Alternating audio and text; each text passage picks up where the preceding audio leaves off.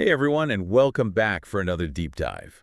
Today we're looking at something that a few of you have requested, the idea of Canada becoming a U.S. state. Ah, yeah, that's an interesting one. It sounds pretty wild at first, right? Hmm. But believe it or not, it's actually been a topic of debate and discussion for quite a while. You're right. It has. And it's a good way, I think, to explore the whole US-Canada relationship. Definitely. Like all the history and stuff and economics and, Mm. you know, Yeah, all that. the different cultures. Exactly. So to really kick things off, maybe we could start with that time when Trump and Trudeau had that meeting and the whole 51st state thing kind of came up. Oh, yeah, when Trump basically said, hey, if you can't handle these tariffs, maybe just join us. It was like a joke, but also maybe not. Right. It's Trump, right. So who knows? Exactly. I mean, this is the same guy who wanted to buy Greenland, remember? And then there was the whole bleach thing. Oh, yeah, don't forget about that. I mean, the guy definitely knows how to make headlines. For sure, especially our social media. Remember that AI picture he posted? Him standing like a giant over the Canadian mountains? Oh, yeah, with the caption, "Oh, Canada." Classic Trump. Just subtle as ever. So, putting Trump aside for a second, Hmm. the idea of Canada joining the U.S. isn't like a totally new thing, right? No, not at all. I mean, the U.S. actually tried to annex Canada a couple of times. Like, seriously. Yeah, during the Revolutionary War and then again in the War of 1812. Wow, so they really wanted Canada. They did, yeah.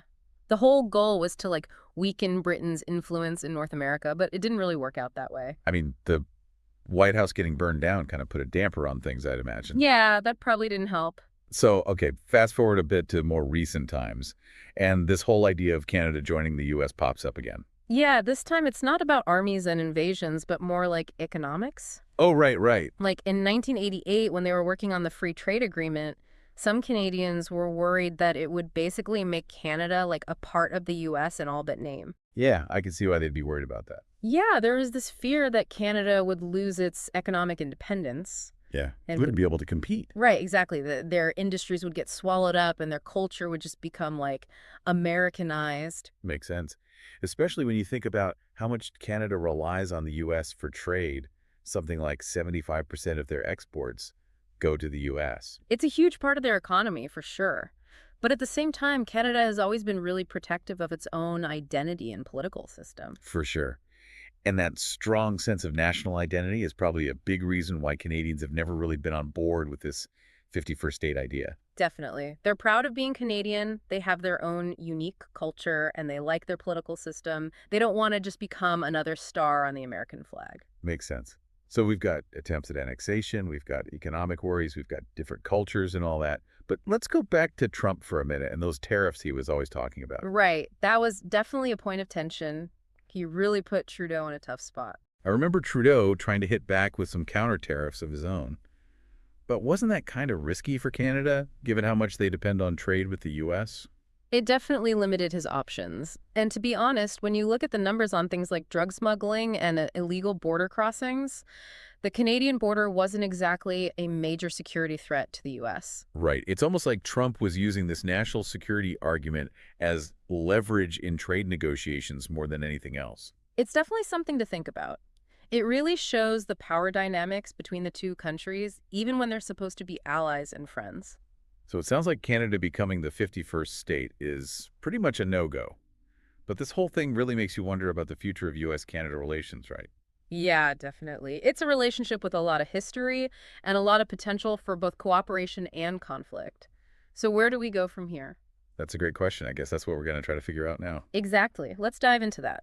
So we've kind of established that the whole 51st state thing is more like a joke than a real possibility. But I think it does raise some interesting questions about where U.S.-Canada relations go from here. Yeah, for sure. Like, what's next for these two countries? Are we going to see self-driving cars zipping across the border, shared healthcare plans? Uh-huh. Maybe not quite that far.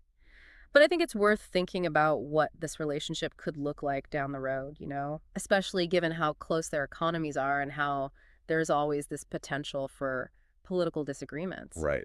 Things could definitely get interesting. I mean, just a single tweet from someone like Trump can really shake things up. Exactly. Now imagine a whole new administration with similar views. What would that mean for Canada? Oh, wow. Yeah, good point. And you've also got to think about all this stuff happening on a global level, too. like with all those new economic powers rising up and climate change and everything. Right. All those big challenges. The US and Canada might actually need each other even more in the future, Hmm. for economic stability and security and all that. That makes sense. Like maybe they'll have to put aside their differences and team up against a common enemy. Kind of like a buddy cop movie, but with countries instead of cops. Haha, that's a great analogy.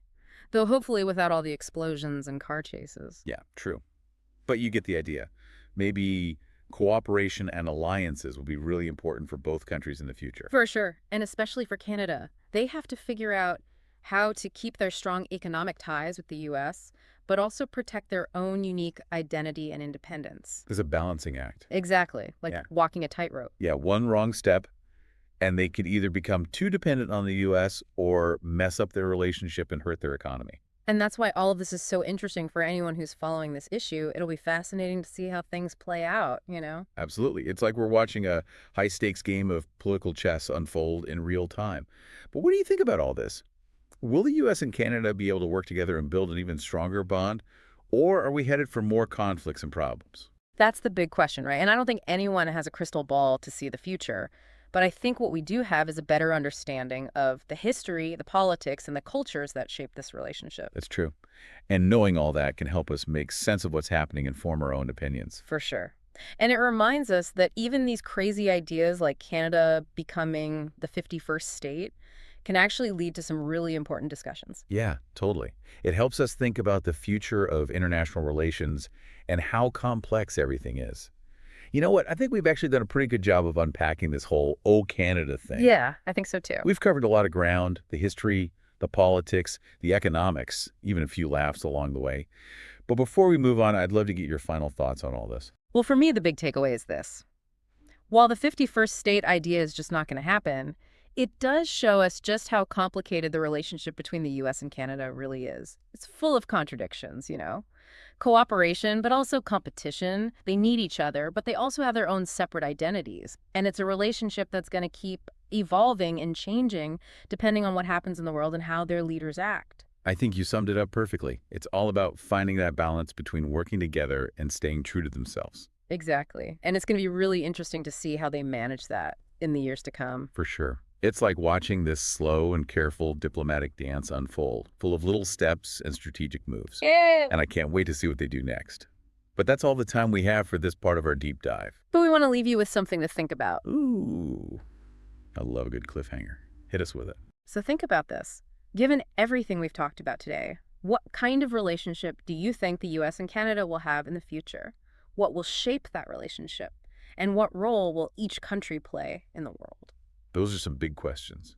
Mm. Definitely something for all of us to ponder as we watch this whole thing unfold.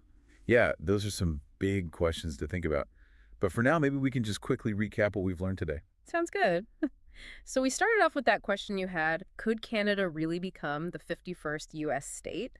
And I think we can pretty safely say that that's not going to happen. Yeah, I think we've established that. But it was a fun idea to explore. It was. And it gave us a chance to look at all the stuff that makes the U.S.-Canada relationship so complicated.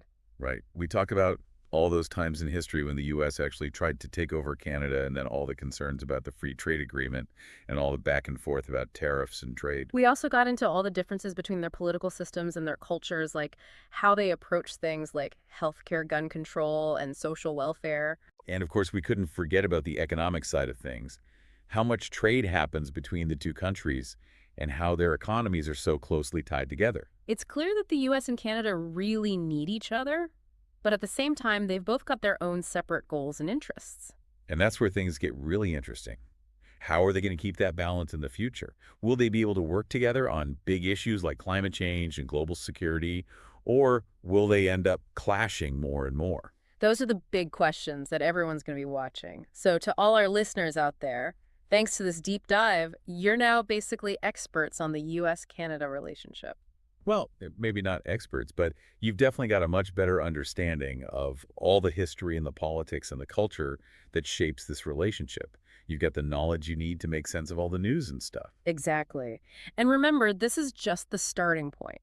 There's always more to learn, more to think about, more to discuss. So keep those questions coming. Keep researching and digging deeper, and don't be afraid to question what you think you know. And most importantly, stay curious.